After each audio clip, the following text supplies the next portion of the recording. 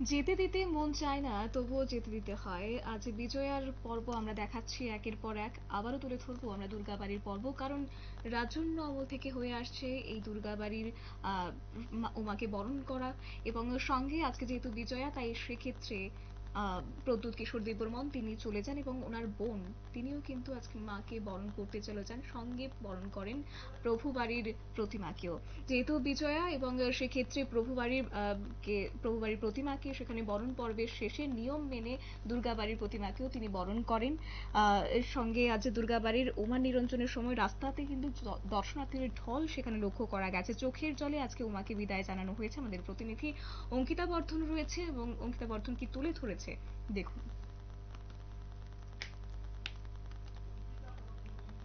আমরা কিন্তু এই মুহূর্তে রাজবাড়িতে রয়েছি এবং আমার পেছনে দেখা যাচ্ছে যে দুর্গাবাড়ির প্রতিমা নিরঞ্জনের উদ্দেশ্যে নিয়ে যাওয়া হবে। কিছুক্ষণ আগেই প্রদ্যুৎ কিশোর দেববর্মন এবং ওনার বোন তারা দুজনে এসেই পূজার্চনা করেছেন। প্রজ্ঞা দেববর্মন পূজার্চনা করার পর বরণ করার পর মাকে কিন্তু নিয়ে যাওয়া হবে দশমী ঘাটের উদ্দেশ্যে। প্রধান পুরোহিত তিনিও কিন্তু উপস্থিত ছিলেন। ইতিমধ্যেই প্রস্তুতি চলছে। ঠিক আমার পেছনে রয়েছে প্রভুবাড়ির প্রতিমা এবং নিয়ম অনুযায়ী আগে প্রভুবাড়ির প্রতিমা নিরঞ্জনের উদ্দেশ্যে বেরোয়, তারপরেই কিন্তু দুর্গাবাড়ির প্রতিমা নিরঞ্জনের উদ্দেশ্যে যায়। তবে প্রভুবাড়ির যে বরণ, সেই বরণ পর্ব কিন্তু ইতিমধ্যেই সম্পন্ন হচ্ছে। প্রশাসনিক তৎপরতা আমরা দেখতে পাচ্ছি, প্রশাসনিক তৎপরতার সাথেই চলছে।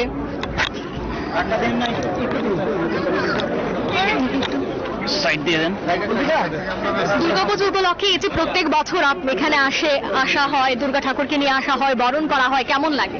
खूब ভালো লাগে कि actually that we are still observing. हम लोग अभी भी जो हजारों साल से हमारा जो परंपरा है उसको हम लोग मानते हैं।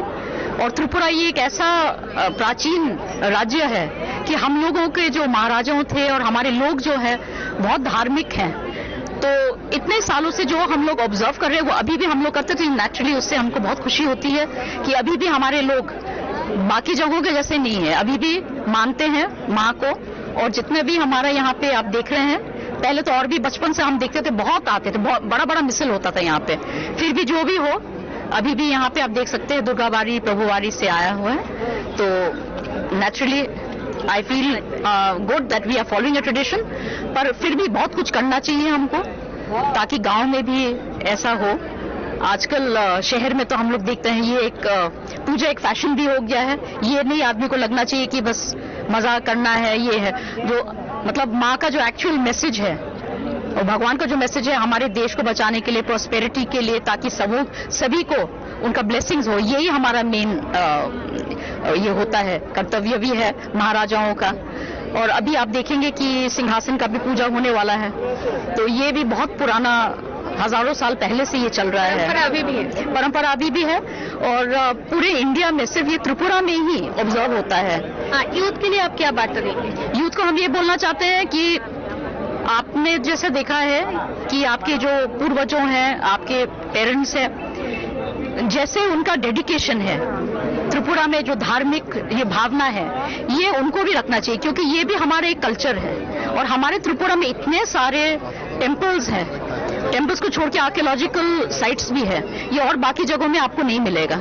ये सब हमको प्रिजर्व करना है। और जब तक हम अपना रिचुअल्स, अपने कल्चर के साथ में जुड़े रहेंगे, तभी तक हमारा नाम होगा, नहीं तो इसके बगैर हम कुछ भी नहीं। Thank you ma'am.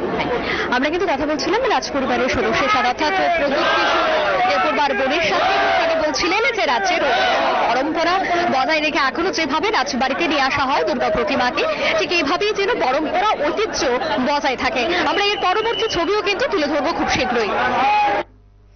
আপনারা দেখলেন।